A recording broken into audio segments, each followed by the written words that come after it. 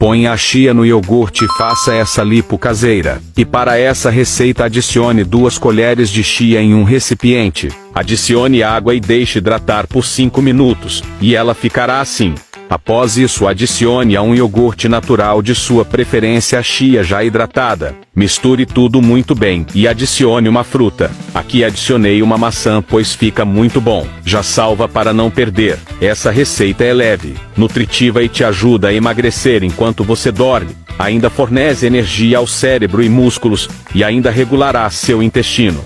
Se você chegou até aqui, eu adoraria que você deixasse uma nota de 0 a 10 para essa receita de lipo caseira natural. Comenta nos comentários, não deixe de compartilhar e de curtir. Tome 2 vezes na semana e veja suas medidas reduzirem. Até o próximo vídeo, pessoal. Um grande abraço.